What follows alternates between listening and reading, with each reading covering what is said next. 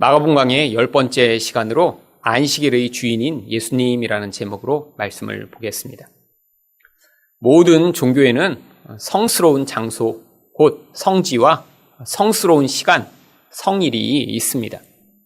이것은 세계의 주요한 종교라고 하는 이슬람교, 또 힌두교, 유대교에 공통적으로 존재하고 있는 것입니다.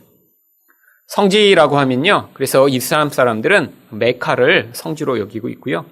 힌두교인들은 겐지즈강을 바로 그들이 아주 성스럽게 여기는 그런 땅으로 여기죠. 성일도 마찬가지입니다. 이슬람 교도들은요, 그들이 일주일 중에 금요일을 성일로 여겨서 그날을 쉰다고 하고요. 1년에 또 라마단 기간을 특별히 정해서 그때를 다른 날과 특별한 날을 만듭니다. 힌두교인들도요, 겨울이 가고 봄이 오는 그때 홀리 축제라고 하는 축제를 열어서요, 이런 특별한 시간을 아주 성스럽게 구분을 하고 있죠. 그런데 왜 이렇게 성지와 성일을 종교를 믿는 사람들이 구별하는 것일까요? 종교라는 것은 보이지 않는 그런 신에게 다가가 그 신으로부터 지금 이 땅에서 필요한 것을 얻어내는 그런 과정으로 종교 생활을 하는 것입니다.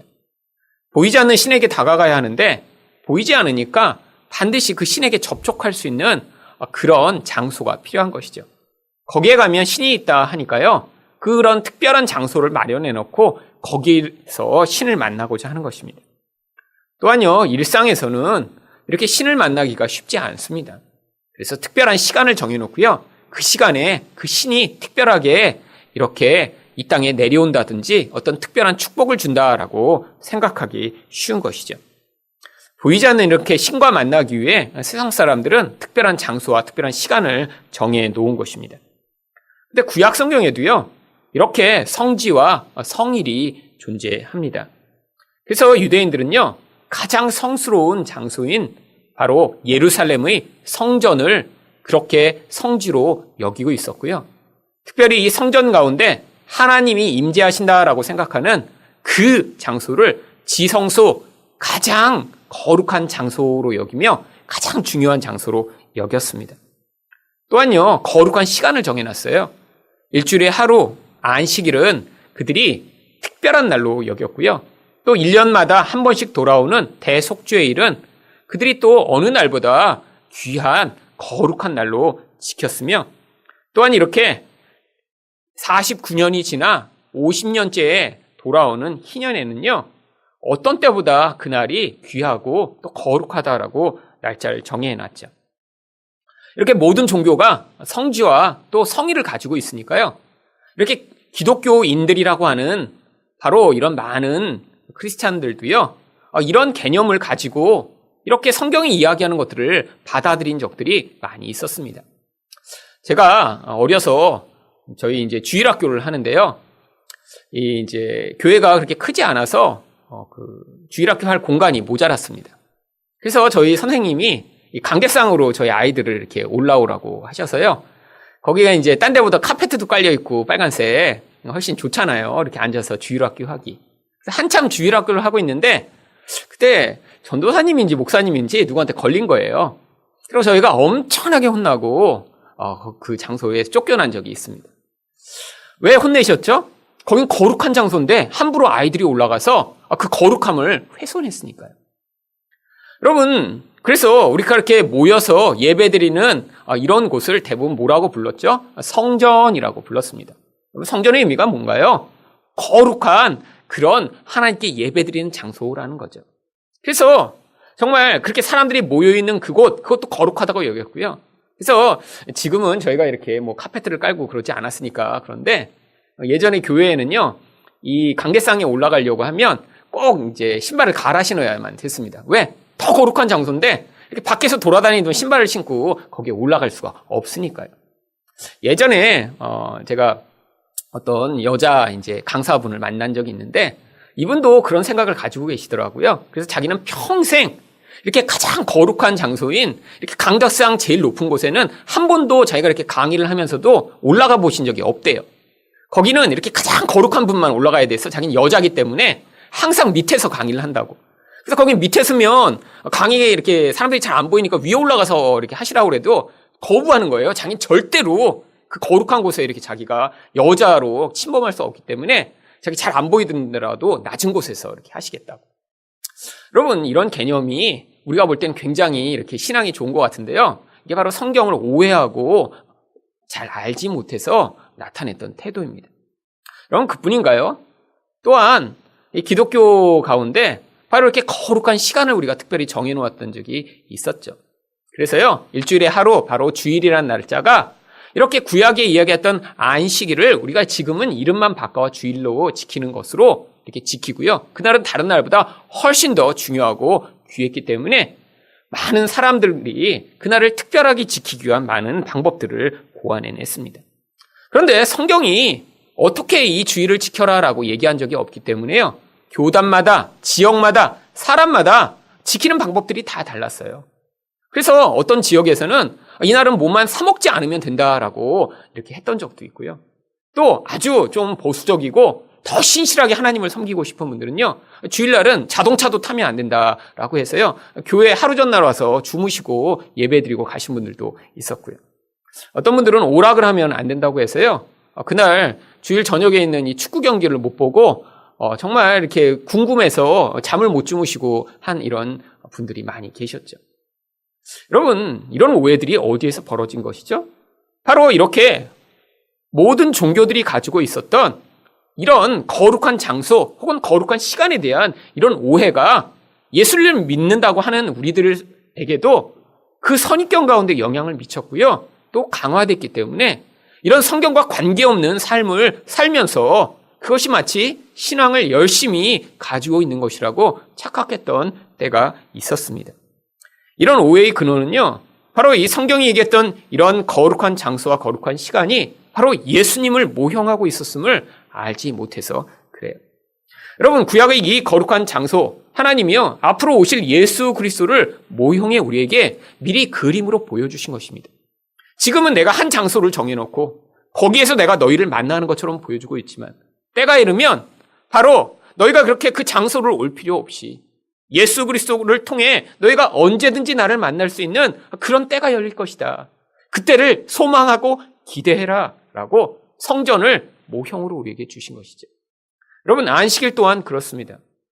안식일도요, 그날만 특별히 이렇게 잘 지키라고 하신 것이 아니라 앞으로 너희에게 이렇게 예수 그리스도를 통해 안식을 얻을 때가 올 텐데 지금은 모형이지만 이렇게 일주일에 한 번 오는 그 안식의 날 혹은 1년에 한 번, 50년마다야 겨우 한 번 찾아오는 이 안식의 시간을 모형적으로 경험하지만 언젠가 너희에게 영원한 안식, 참된 안식이 올 날이 올 텐데 그것을 기대해라라고 하나님이 이 안식일을 보여주신 것입니다.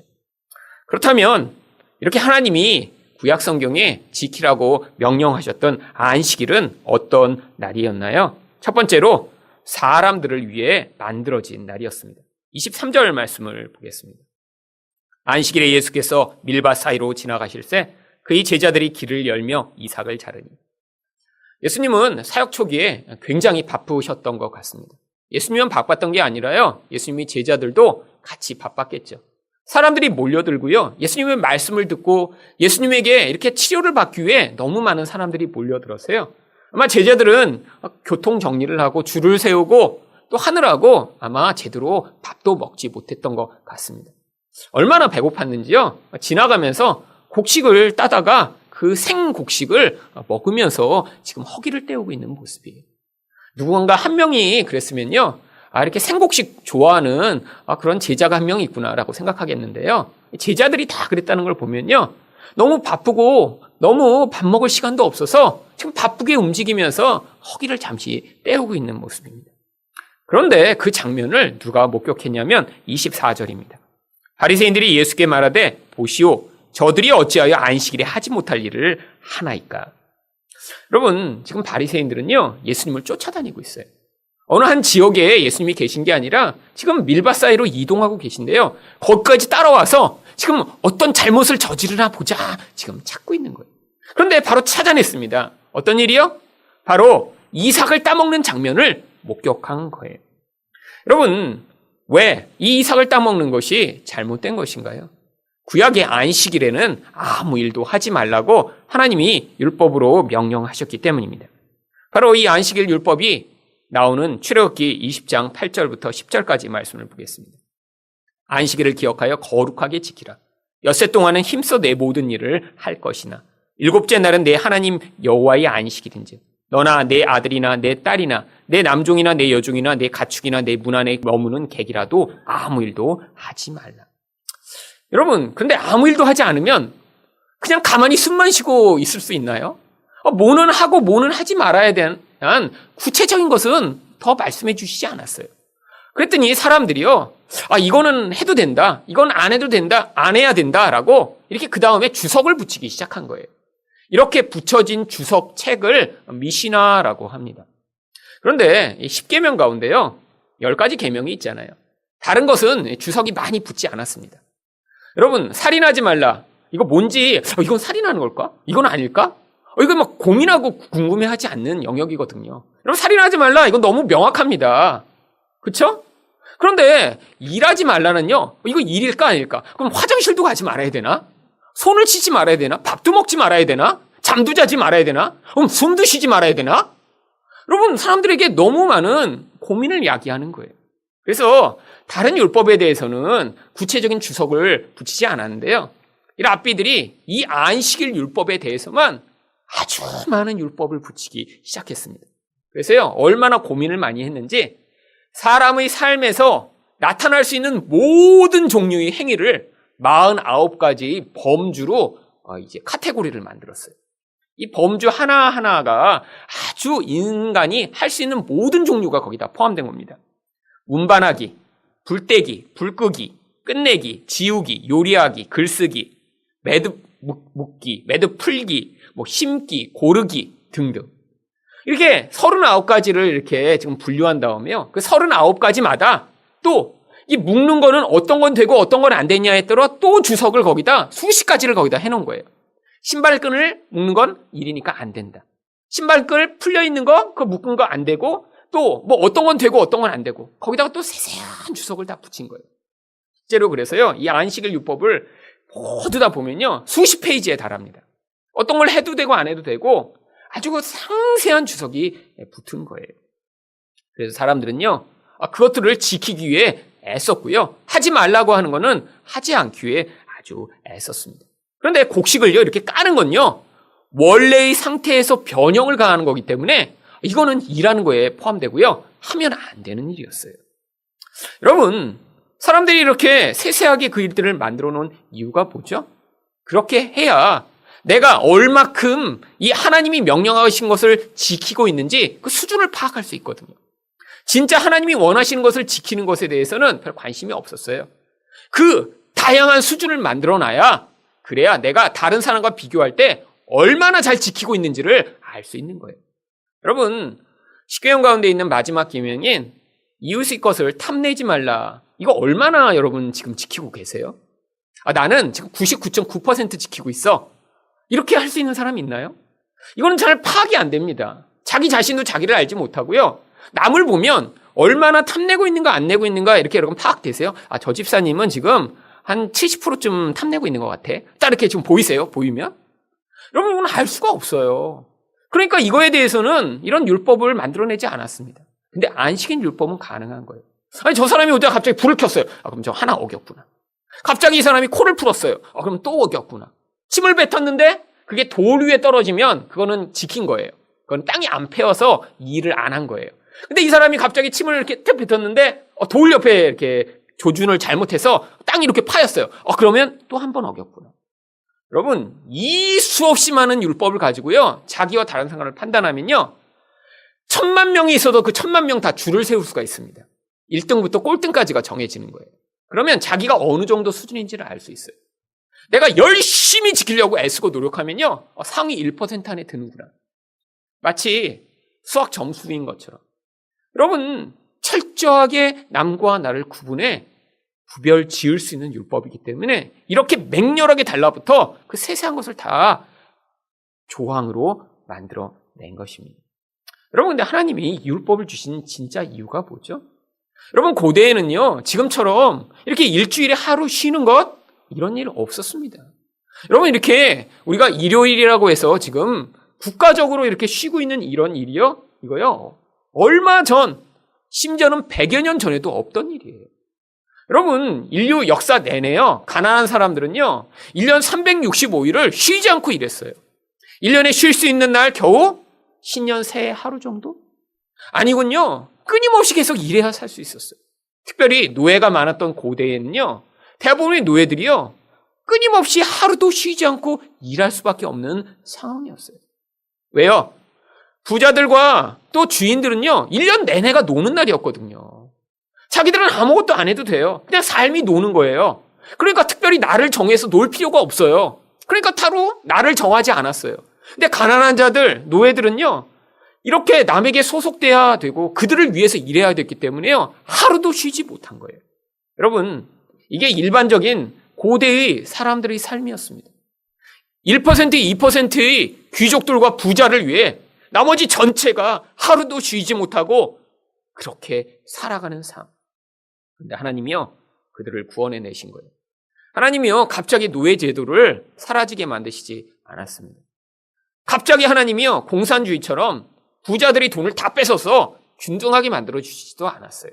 그런데 하나님이요, 율법을 통해 일주일에 하루는 반드시 쉬도록 명령하셨어요.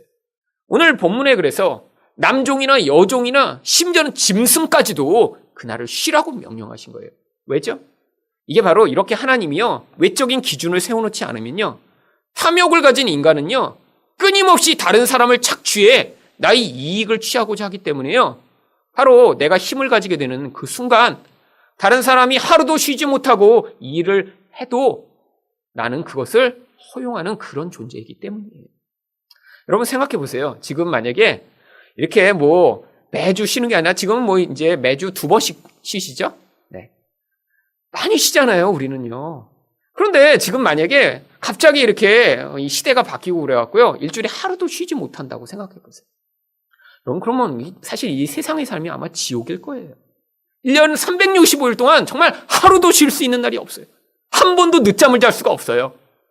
매일 일해도 나에게 보상이 돌아오지 않아요. 그러면 이게 바로 지옥이죠. 대부분의 사람이 그렇게 살고 있는데 하나님이요, 바로 거기에 대한 외적인 기준을 세워주신 거예요. 일주일에 하루라도 쉬어라, 하루라도. 짐승까지도. 여러분, 이 율법을 통해 하나님은요, 하나님이 이 인간을 배려하시는 분이며 이렇게 탐욕으로 다른 사람을 노예로 삼아 자기 유익을 삼고 있는 이 인간들이 그런 행태에 제재를 가하신 것이죠. 여러분, 예수님이 오시지 않았기 때문에요, 이 인간의 탐욕에 대한 근원적인 문제를 그때 해결하실 수가 없었어요. 그래서 외적으로라도 이런 기준을 세워놓으셨어요. 사람이 사람을 착취하고 사람이 다른 사람을 자기 유익을 위해 이렇게 이용해 먹는 이런 인간의 행태 가운데 하나님이 제동을 거시고요, 모든 사람들이 균등하게 일정한 휴식을 얻을 수 있는 그런 목적으로 안식일을 주신 것입니다. 물론 안식일의 다른 여러 가지 뜻이 있지만 이것이 바로 안식일을 주신 아주 중요한 이유예요. 여러분, 여기에 무엇이 드러나죠? 우리 하나님의 배려와 사랑이 드러납니다. 인간이 그렇게 다른 사람의 노예가 돼서 쉬지도 못하고 끊임없이 지옥처럼 이 땅을 살아가는 걸 우리 하나님은요, 즐겁게 받아들이시지 않는 거예요. 그래서 인간들 안에 그 탐욕을 다 없애버리실 수는 당장 없었지만 그런 제한이라도 하나님 백성들의 삶에서 두셔서 그렇게 모든 인간이 인간들을 파괴하는 그런 삶을 살지 못하도록 하신 거죠. 여러분, 그런데 바리새인들은 이 율법을 가지고 무엇을 했나요? 바로 하나님이 자신의 그 사랑을 보여주신 이 율법을 가지고요, 예수님을 고발하고 예수님을 비난할 기회를 찾고자 하는 거죠. 그 예수님이 바로 누구시죠? 바로 이 사랑의 율법을 주신 하나님이십니다. 바로 그 하나님을요, 자기들이 그 율법을 가지고 정죄하고 비난해 죽이려고 지금 하고 있는 거예요. 여러분, 왜 이렇게 예수님을 쫓아다니며 예수님이 무엇인가를 잘못했는가를 찾으려고 한 거죠? 예수님이 인기를 얻었습니다. 이제까지 자기들이 누리고 있던 권세와 인기였습니다. 어쩔 수 없이 사람들은요, 바리새인과 서기관들의 말을 들어야 했고요, 그들을 존경해야 했고요, 그것이 힘이라고 여기고 그 앞에 굴복해야만 했어요. 왜죠? 율법적인 사회였으니까요. 종교가 어떤 것보다 강력한 그런 사회였으니까요. 여러분, 당시 고대 이스라엘에는요, 돈을 많이 가진 것보다요, 이렇게 율법에 대해서 학식이 많고 공부를 많이 한 사람이 훨씬 더 많은 존경과 인정을 받았습니다. 돈을 많이 가진 자들은요, 사람들에게 이렇게 힘을 가지고 영향력을 행사할 수 있었죠. 근데요, 이런 랍비들처럼 사람들에게 진심에서 우러나오는 존경과 이런 숭배를 받을 수 없었어요. 근데 이전에는 자기들이 그것들을 누리고 있었는데 어느 날 한 청년이 나타나더니 사람들이 관심과 사람들이 존경을 예수님이 가져가기 시작한 거예요. 예전에 이렇게 율법을 열심히 지키고자 한 이유가 뭐죠? 이것으로 나는 너네들과는 다른 존재예요. 나는 하나님과 더 가깝게 훨씬 더 높은 자리에서 내가 이렇게 열심히 잘하고 있어 라고 여기고 있었는데 어느 날 그 자리를 쟁취하는 다른 분이 나타나니까 그 예수를 고발해 끄집어내기 위해 지금 찾아다니고 있는 것입니다. 그랬더니 예수님 뭐라고 반응하시죠? 25절과 26절입니다. 예수께서 이르시되 다윗이 자기와 및 함께한 자들이 먹을 것이 없어 시장할 때 한 일을 잃지 못하였느냐? 그가 아비아들 대제사장 때에 하나님이 전에 들어가서 제사장 외에는 먹어서는 안 되는 진설병을 먹고 함께한 자들에게도 주지 아니하였느냐? 예수님이 구약에 있었던 다윗의 예를 드세요. 다윗이 사울에게 쫓겨가다가요, 사실은 배고파서 지금 제사장한테 갔더니요, 먹을 게 없다고 그래요. 그러더니 진설병은 있는데, 근데 이 진설병은 율법에 의하면 제사장이나 레위인만 먹을 수 있었거든요. 그랬더니 그거라도 달라고 그래요. 근데 성경이 이걸 기록한 것이 무엇이죠? 다윗이 그렇게 그 음식을 율법을 깨면서 먹은 것이 잘못된 것이 아니라고 하는 거예요. 왜? 율법이 진짜 목적이 뭐죠? 누군가 잘못했나 잘했나를 파악하고자 하는 게 아니라요, 사람에게 하나님이 어떤 분이신가, 우리 하나님이 사랑의 하나님이시며 다른 사람에게도 그 사랑에 따라 반응해야 함을 보여주기 위한 그런 기준으로 주신 것이기 때문에 예수님이 이것을 언급하신 거예요. 봐라, 율법을 어겼지만 그것이 잘못됐다고 성경이 기록하고 있지 않느냐? 그리고 나서 예수님이 27절에 이렇게 말씀하십니다. 또 이르시되 안식일이 사람을 위하여 있는 것이요 사람이 안식일을 위하여 있는 것이 아니니. 여러분, 율법이라는 게 결국 이 인간을 향한 하나님의 마음, 그 사랑의 마음을 보여주시기 위해 기록된 것이라는 거예요. 우리 하나님이 어떤 분이신가? 그래서 이 율법을 통해 우리 하나님은 사랑이 많으신 분, 우리를 기억하시는 분이며 우리를 위해 이렇게 진짜 우리의 자유와 안식을 주시기 전에도 벌써부터 이 인간을 향한 하나님의 긍휼로 반응하신 분이신 것을 가르치셨다는 것이죠. 그래서 로마서 13장 10절은 율법을 무엇이라고 합니까? 사랑은 이웃에게 악을 행하지 아니하나니 그러므로 사랑은 율법의 완성이니라. 여러분, 지금 우리도 이렇게 하나님의 사랑의 법을 하나님으로부터 받아 살아가고 있는 자입니다. 여러분, 구약에 있는 이런 많은 율법들, 이 사랑 안에 다 포함된 것입니다. 그런데 이제는요, 구약처럼 하나님이 우리에게 세세한 어떤 지켜야 할 것을 말씀하시지 않아요. 왜죠? 이제는 예수 그리스도가 오셨기 때문에요. 그 예수님으로 말미암아 우리 안에 있는 근원적인 탐욕과 죄악을 이제 하나님이 다루시고 우리 안에서 새 사람으로 말미암아 하나님이 요구하시는 이 사랑의 법을 따라 살아갈 수 있는 그런 자가 우리 안에 시작되었기 때문입니다. 하지만요, 우리 안에 끊임없이 싸움이 있어요. 여전히 내 탐욕을 따라 살아가고 싶은 이 욕망. 하지만 예수 그리스도로 말미암아 내 안에 하나님이 주신 이 새 사람이 잉태했기 때문에 이 사랑의 법을 따라 내가 선택하고 결정하고 힘들지만 그것들을 따라갈 때 우리 안에서 그 하나님의 사랑으로 말미암는 참된 안식과 은혜를 더 풍성하게 누릴 수 있는 것입니다. 두 번째로 안식일은 어떤 날이었나요? 예수님이 주실 안식을 모형하는 날이었습니다. 28절 말씀입니다. 이러므로 인자는 안식일에도 주인이니라. 왜 예수님이 갑자기 자신이 안식일에도 주인이라고 말씀하시는 거죠? 이 안식일이 사람을 위해 있다라고 얘기하시고 왜 갑자기 내가 주인이야? 라고 말씀하시는 걸까요? 여러분, 이 바리새인들이요, 안식일을 이렇다라고 여태까지 잘못 해석하며 자기들이 주인 행세하고 있었던 거니까. 예를 들어 한 번도 보지 못한 어떤 물건이 갑자기 여기에 나타났다고 한번 생각해 보죠. 뭐 이런 물건이 나타났는데 아무도 보지 못한 물건이. 그래서 저마다 이게 뭐냐? 다 이렇게 추측을 내놔요. 이거 등이 가려울 때 이렇게 긁는 거야, 기니까. 아니야, 이거 단단하게 생겼는데 호두 까먹을 때 이렇게 쓰면 좋겠네. 아니야. 이렇게 코 팔 때 이렇게 써도 돼. 사람마다 해석이 다 달라요. 그랬더니 평소에도 이렇게 아는 척 많이 하고 평소에도 이렇게 사람들한테 좀 인정을 받던 어떤 사람이 나오더니 아니야. 이거 잘못한 애들 머리 갖다 한 대씩 때리라고 주어진 몽둥이야. 특별히 얇은 부분을 자꾸 치면 아주 효과가 좋아. 근데 누군 하나를 딱 쳤는데 정말 아파. 그래갖고 모두 인정하게 됐어요. 그래, 이거는 그럼 앞으로 여기다 놓고 말하는 사람 한 대씩 때리는 몽둥이를 쓰기로 하자. 근데 그 다음에 이 주인이 온 거예요. 그거 내 건데 거기가 있어, 왜? 그랬더니 그게 뭔데? 이거 테레비 그 리모컨으로 쓰는 건데. 여러분, 주인이 오니까 진짜 의미가 드러난 거예요. 그전까지는 한 번도 보지 못한 사람들이 이거야 저거야 하다가 잘 알지도 못하는 어떤 사람이 아는 척하며 이건 이거야 주장했더니 모두 그래 그건가 보다라고 알고 있었는데 진짜 이걸 소유한 자가 오더니요. 이거 테레비 리모컨이잖아. 그거 가지고 왜 그래? 이거 머리 치고 그러면 큰일 나, 이걸로는. 이거는 테레비 이렇게 누르면 테레비가 테레비가 켜지네? 그제서야 사람들이 알게 된 거죠. 그리고 이게 되니까, 이게 진짜 주인이 맞구나. 이제 알게 된 거예요. 여러분, 안식일이 바로 그런 거예요. 구약에 하나님이 안식일을 알려주셨는데요. 이 미련한 인간들이 이걸 가지고요. 남을 판단하고 정죄하고 자기를 높이는 일에 쓰면서 이게 맞아. 그리고 그들이요. 전문가 집단이 되어버린 거예요. 그래갖고 그걸 수천 년째 해온 거예요. 그래갖고 줄을 다 세운 거예요. 그래갖고 안식일 못 지키는 저런 나쁜 놈들 우린 다 지킨다. 남이 못 지키게요. 얼마나 세세한 규정을 만들어놨는지 보통 사람들은 도저히 지킬 수가 없어요. 그래놓고 전문가 집단 행사를 하고 거기서 권위를 누리고 있었는데 예수님이 오시더니 아니라는 거예요. 야, 그거 그 의미로 주어진 게 아니라 안식일은 너희 탐욕을 절제하고 인간을 위해 주어진 하나님의 사랑의 선물이야 라고 말씀해 주시면서 내가 안식일의 주인이야. 그러니까 이게 맞는 거야 라고 지금 선포해 주신 거죠. 여러분, 예수님이 이 안식일의 주인이세요.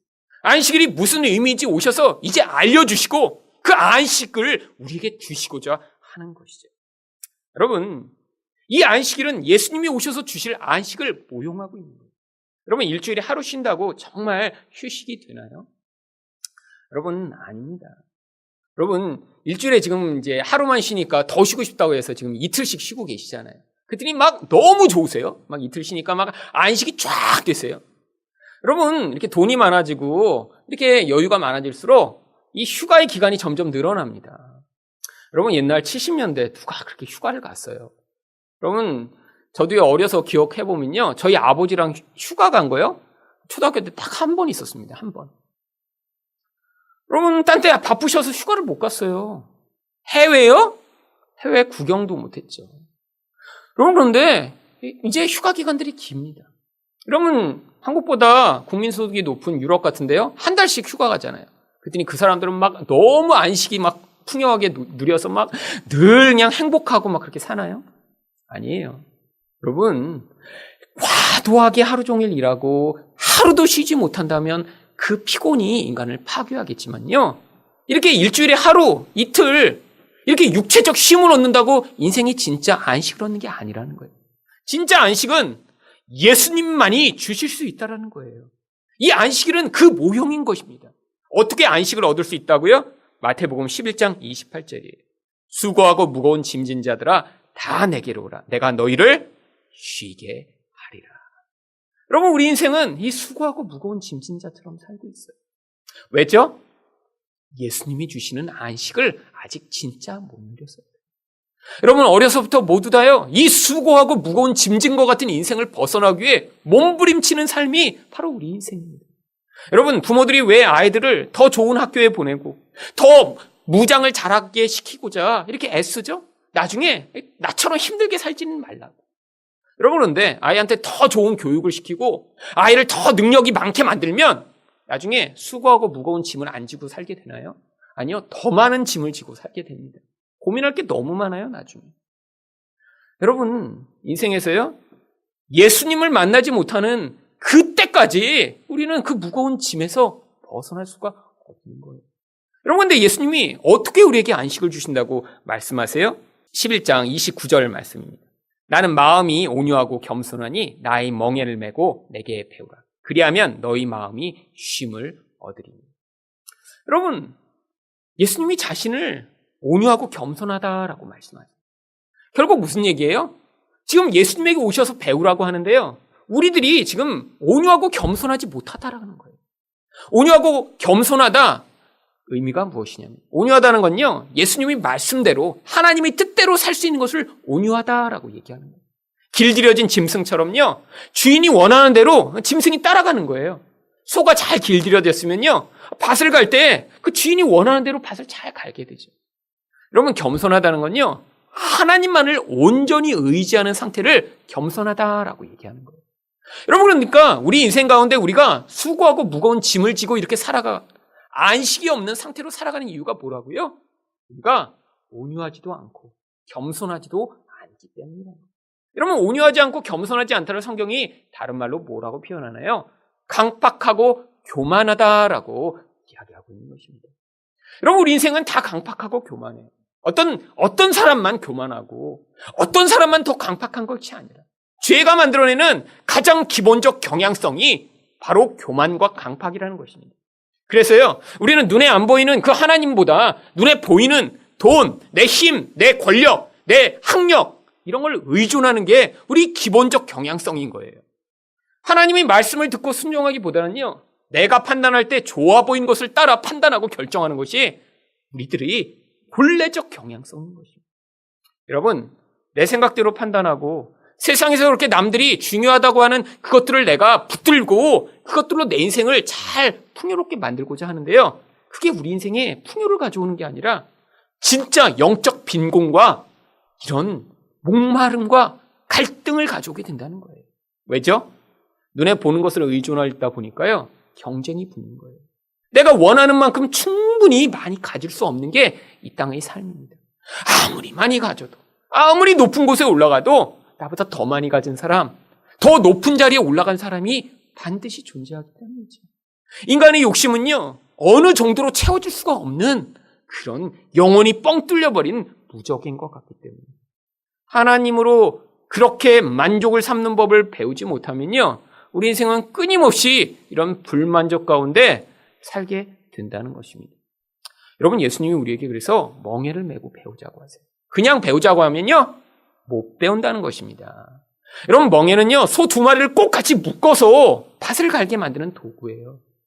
여러분, 그래서 소를 갈 때요, 안소와 바깥소라고 해서 아주 익숙한 소와 그렇게 또 훈련이 잘 되지 않은 소를 항상 같이 묶는다고 그래요. 그래서 이렇게 소 2마리가 묶인 것을 뭐라고 부르죠? 결의소라고 부릅니다. 그래서 소를요, 셀 때는 보통 1마리, 2마리 세지 않고요, 500결이, 1000결이 이런 식으로 소를 세죠. 왜? 이렇게 2마리를 묶어야 그게 제대로 기능을 하기 시작하니까. 예수님이요, 우리랑 영적으로 이제 하나 되셔서 나랑 절대로 우리가 끊어버릴 수 없게 우리를 붙들고 가시면서 인생 내내 뭘 가르쳐 주시겠다고요? 하나님만 의존하는 법을 가르쳐 주시겠다고요. 내 뜻대로 살지 않고 하나님 뜻을 받아들이고 순종하는 법을 가르쳐 주시겠다고요.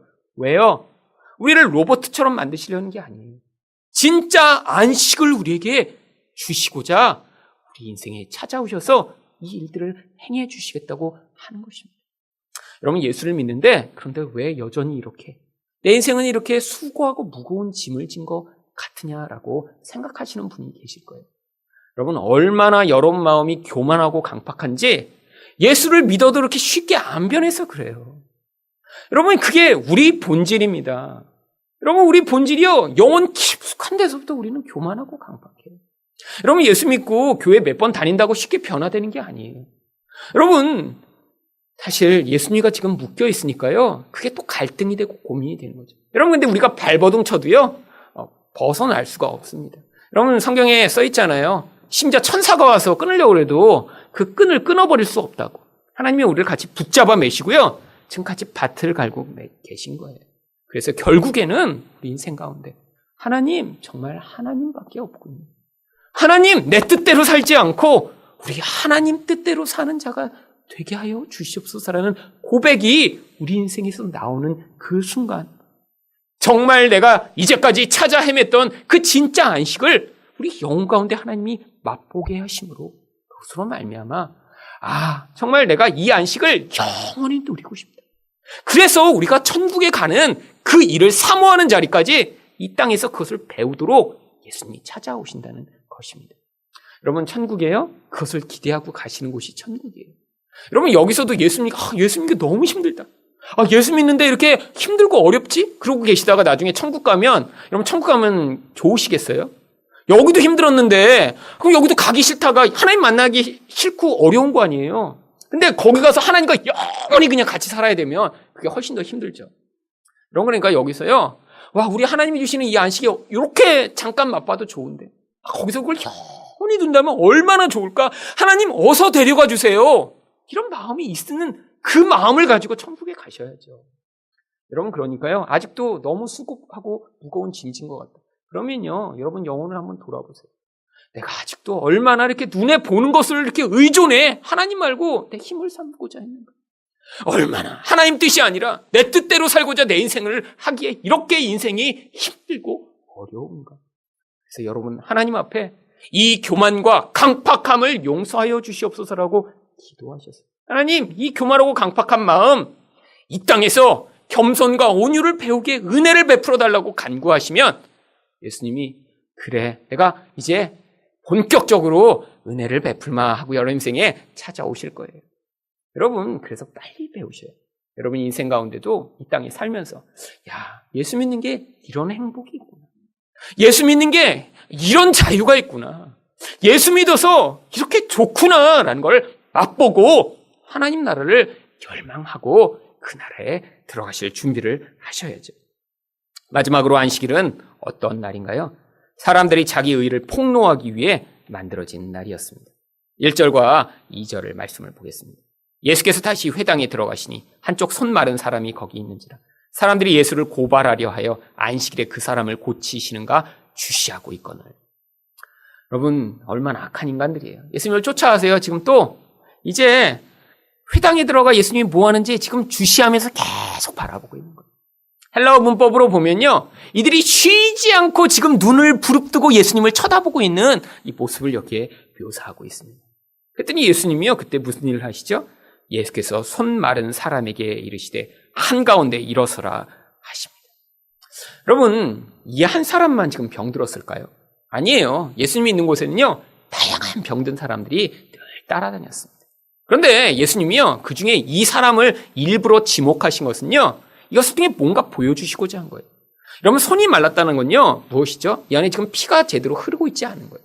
무슨 병인지 몰라도요, 그럼 피가 흘러야 거기에 영양가도 공급하고요, 산소도 공급해서 살아있을 수 있는데, 이게 말라버렸다는 건 지금 생명이 공급되지 않은 거예요. 산소도 공급되지 않고 영양가가 공급되지 않으니까 말라서 붙어버린 거죠. 여러분, 이 모습이 어떤 모습인가요? 바리새인들의 모습이에요. 여러분, 하늘 생명을 공급받지 못하니까요, 지금 살아있다고 주장을 하는데 시체처럼 살아있는 거예요. 그걸 뭐라고 부르죠? 요즘은 좀비라고 부릅니다. 좀비. 여러분, 죽었어야 할 존재예요. 근데 살아있는 척하니까 이게 더 무서운 거예요. 여러분, 바로 이 손 마른 자, 이게 그들의 모습을 대변하고 있는 거예요. 이 손 마른 자는요, 손만 말랐죠. 바리새인들은요, 자기들이 살아있다고 하는데요, 하나님의 생명이 그 안에서 쪽 빠져나가 버린 거예요. 그러니까요, 지금 좀비처럼 살아있는 거예요. 이게 무서운 거예요. 이게. 여러분, 이렇게 좀비처럼 말라버린 이들의 대표적인 모습이 무엇이죠?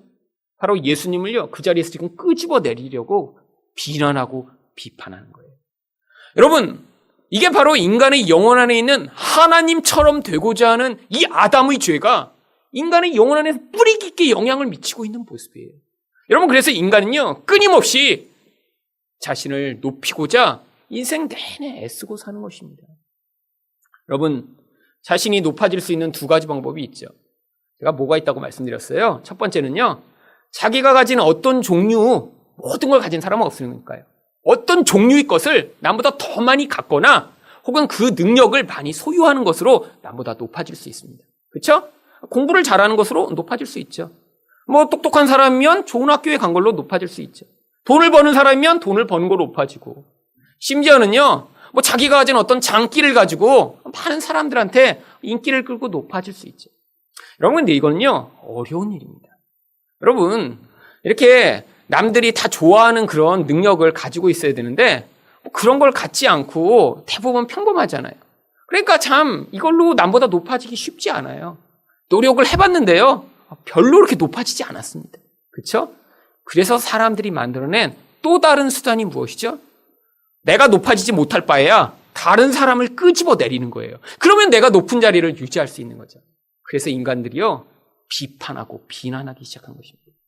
여러분, 멀쩡해 보이는 사람이에요. 근데 쟤 저랬더라 라고 얘기하는 순간 그 사람이 다르게 보이기 시작합니다. 여러분, 그러면 그 사람을 끄집어낼 수 있어요. 끄집어내리는 순간 내가 높아지는 거죠. 무엇으로요? 나는 정보력을 가지고 있어. 나는 저 사람에 대해 다 파악하고 있어. 내가 이런 한마디면 저 사람은 골로 보낼 수 있어. 그러면서요, 자기가 가진 능력을 과시하며 다른 사람을 끄집어내려서 나는 괜찮은 인간이야. 나는 저 사람보다 나아라고 이야기하는 것입니다. 여러분, 이게 우리 안에 있는 뿌리 깊은 하나님 최고자 하는 그런 모습이에요. 여러분, 바리새인들이 바로 이런 모습을 드러내는 것입니다. 여러분, 우리 인생에서 끊임없이 이 두 가지 모습이 나타나죠. 다른 사람과 비교해 더 높아지고자 몸부림치는 모습. 아니면 다른 사람을 깎아내려서 내가 그 사람보다 나은 존재라고 증명하고자 하는 이 모습. 이게 바로 우리 안에 있는 바리새주의라는 것입니다. 그들을 향해 예수님이 뭐라고 말씀하시죠? 4절입니다. 그들에게 이르시되 안식일에 선을 행하는 것과 악을 행하는 것, 생명을 구하는 것과 죽이는 것, 어느 것이 옳으냐 하시니 그들이 잠잠하거늘. 여러분, 안식일에 이렇게 여러 가지를 하면 안 된다, 어떤 것만 해야 된다라고 규정을 해놨지만요, 거기에 해당 안 되는 한 가지가 있었습니다. 사람이 죽어가거나 어떤 짐승이요, 물에 빠져서 죽어가면요, 생명을 구하는 일을 위해서는요, 일을 해도 됐어요. 그래서요, 짐승이 물에 빠져서 죽어가면요, 그걸 건지는 건 사실 일에 해당하는 거예요. 근데 생명이 죽어가는 그 순간에는 그걸 건질 수 있었던 거예요.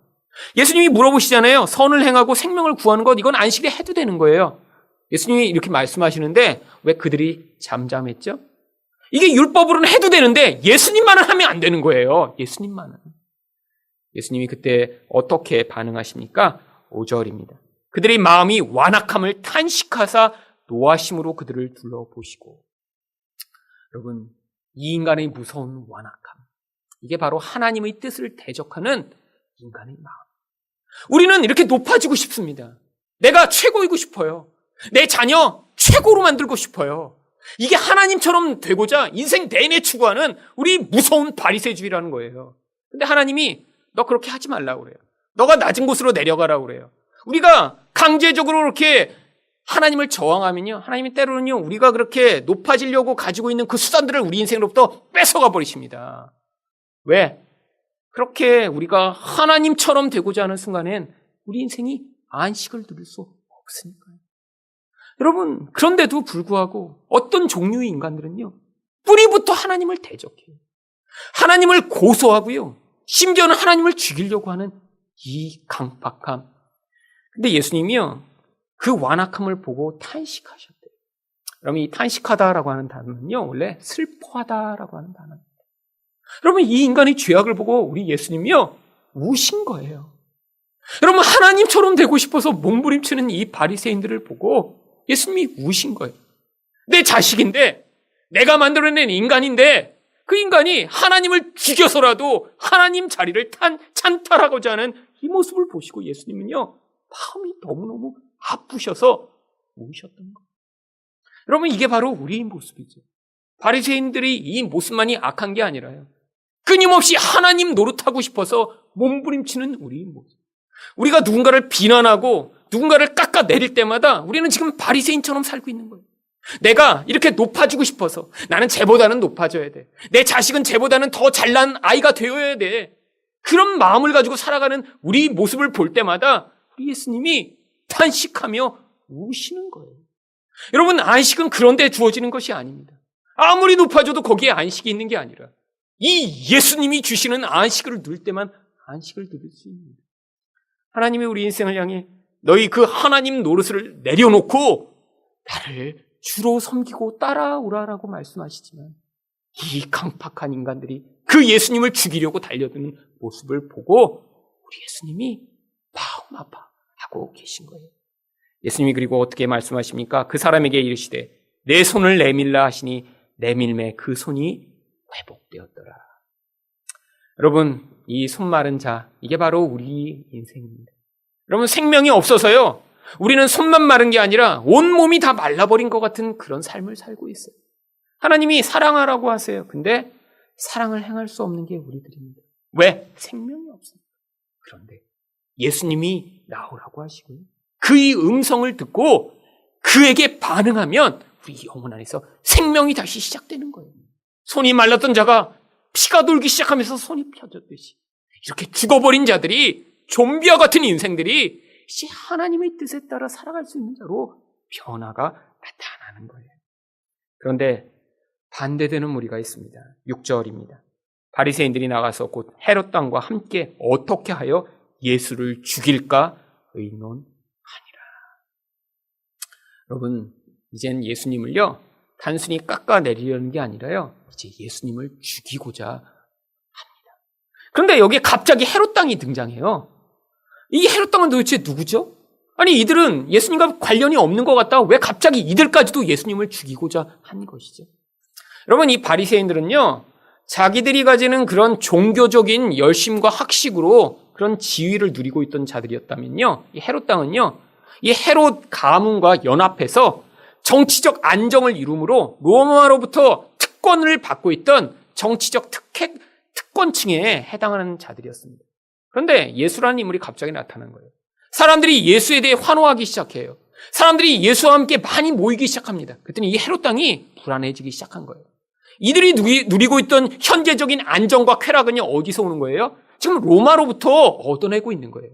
헤롯 가문이 지금 다스리고 있을 때만 안정이 있는데 이 헤롯 가문이 갑자기 이 예수라는 사람을 통해 무너지거나 폭동이 나기 시작해서 정치적 권력을 빼앗기면 지금 이 안정을 다 잃어버릴 수 있어서 이들이 이 바리새인들과 연합한 것입니다. 이들은 절대로 함께할 수 없는 자들이에요. 바리새인들은요 이렇게 정치적으로 세상의 것을 쫓아가는 이들을 맹렬하게 비난하던 사람들이었습니다. 그런데 이들이 어떤 일에만 연합을 하죠? 우리 하나님이신 예수님을 죽이는 일에 연합을 합니다.